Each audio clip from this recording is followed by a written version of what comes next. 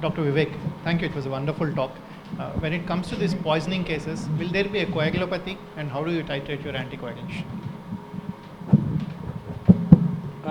Poisoning cases. Yes. In poisoning cases, they usually what I'm talking is aluminum phosphide poisoning, and there is basically a myocardial depression, myocardial dysfunction, along with the metabolic acidosis and lactic acidosis. And most of these patients, they usually develop arrhythmias, and in fact, sometimes we need to do CPR. But usually, coagulopathy is not present in the early phases.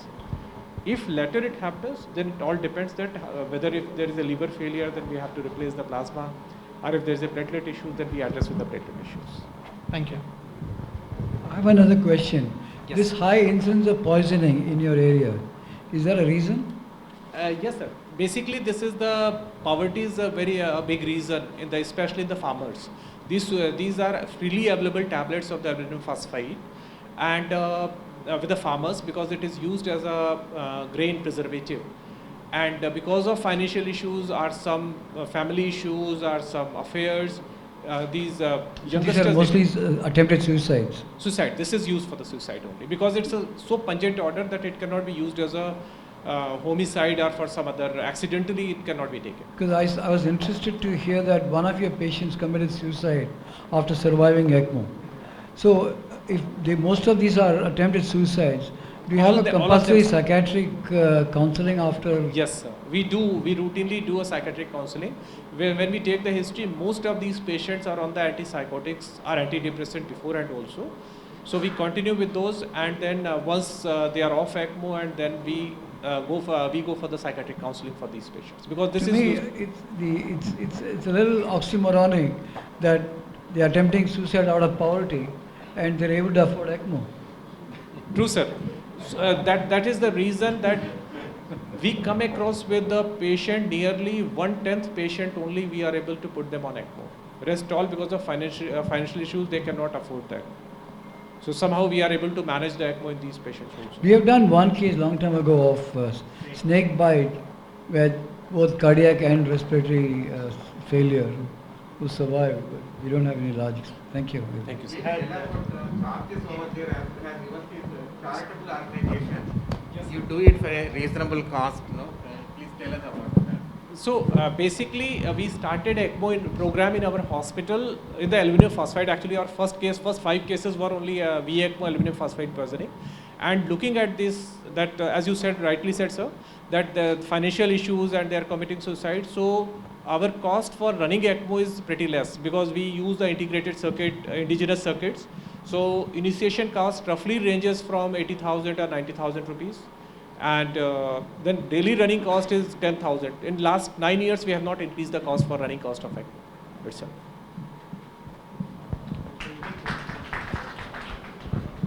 We have used in aluminum phosphide poisoning, but what we found, once the patient is improved, and they have multiple GI perforations, one is stomach perforation and then the intestinal perforation. So how do you manage such type of patients? Sir, actually, if you look at, we have come across with a multiple perforation actually. GI hemorrhage is very common because this tablet is a thermogenic. So wherever it goes, it basically produces the heat, and that because of burn itself, and there is erosive gastritis or injury to the esophagus. We have, I don't have a photo at the moment. We had done this endoscopy, and we had taken the picture. It's totally white, yellow colored esophagus and stomach in few cases. Those who had. So it is, bleeding, we have to use of the PPI, and we have to make sure that they are coming out of shock very early, because this is a secondary impact also because of shock itself and high dose of inotropes. All these contribute to these bleedings. So we try to reduce those. But yes, GI hemorrhage is very common in these patients. In fact, one patient had a perforation and bleeding, and he had to undergo the laparotomy. After that, they did the resection and osmosis in that case. Thank you. Thank you, sir. I have a question for Dr.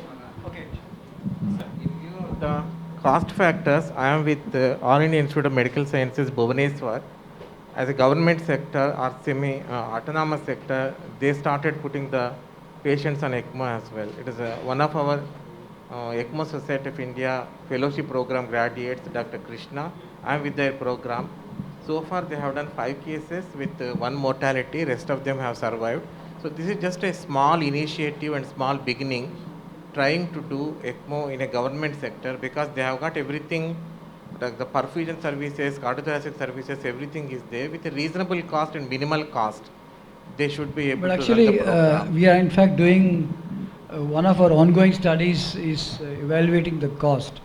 See, there is a difference between cost and charges.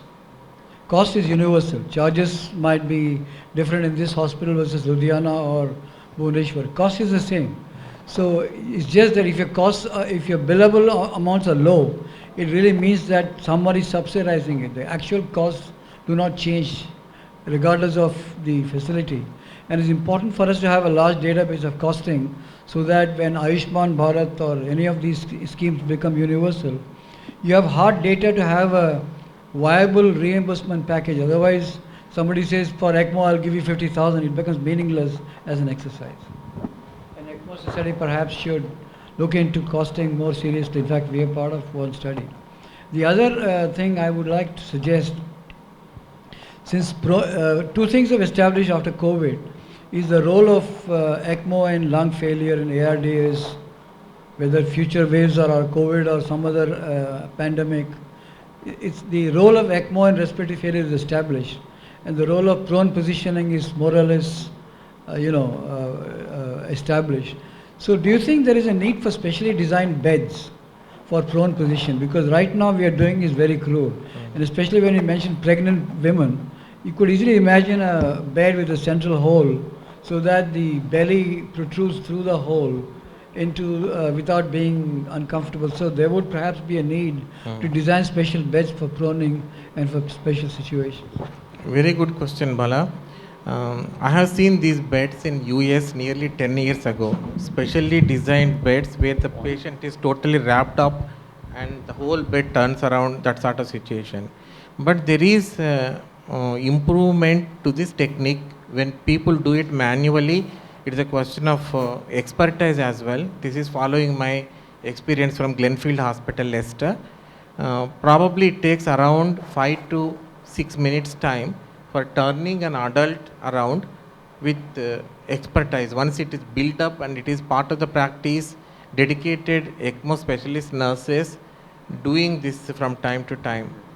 The number was around 150 cases per year at that time, mostly adult ECMO at the time of H1N1 pandemic time. So there is a role for building up the expertise. There is not it is very important.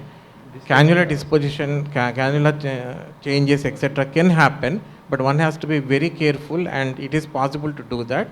But as you rightly said, there is a need for it, and it was being done at some places. Like US, these beds are available too. Thank you. There is a question for Dr. Govini. What kind of ECMO would you prefer for COVID or non-COVID patients?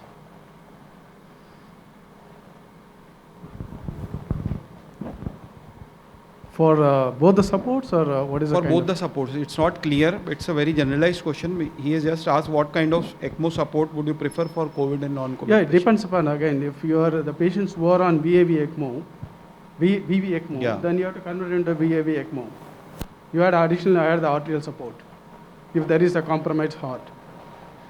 If it is a VA ECMO where you could not able to perfuse well, then you have to go for the VAV ECMO. I have a question for you. Like, patient is on peripheral VA ECMO. How do you monitor the LV functions so as to avoid the Harlequin syndrome? May be a part of recovering heart. So how do you monitor the LV functions while a patient is on VA ECMO so that we can manage the ECMO flows accordingly? So normally we use a TE support will be the ideally situation, these Okay. kind of things. Always TE. it is TE. Not always, but TT What also. parameters would you like to? You have to look into the ECMO, echo support, echo system, how the LV is supporting, and what is the No, saturation is it level. only the ejection fraction, or you look about VTI and different type of velocities and all? Do you calculate in routine practical practices?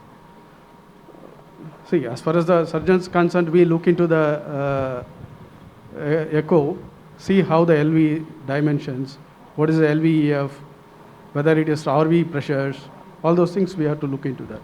Thank you. I have a question for you. Post-lung transplant or post-heart lung, if you have dysfunction of both lungs and heart, and you have a VA ECMO, how do you ensure lung perfusion? Do you add a VVA or you have a PA catheter looking at pulsatility of the pulmonary artery trace to ensure that there is adequate vascularization of the newly implanted lungs? Can you come again, sir? What is the question? If you have a post-lung transplant patient who requires VA support because of, say, ventricular dysfunction, or it could be heart lung, one of the concerns is the newly implanted lungs have the only source of blood flow is not, the bronchial arteries are gone, so it's through the pulmonary artery flow. So do you maintain a pulsatile pulmonary artery flow or you add a VVA at the time? See, ideally we have to go for the peripheral venous cannulation. That will be because if you are deciding on table, you can go for a central ECMO support. If you are shifted to the ICU, and better to go for the VA ECMO. That will be the safer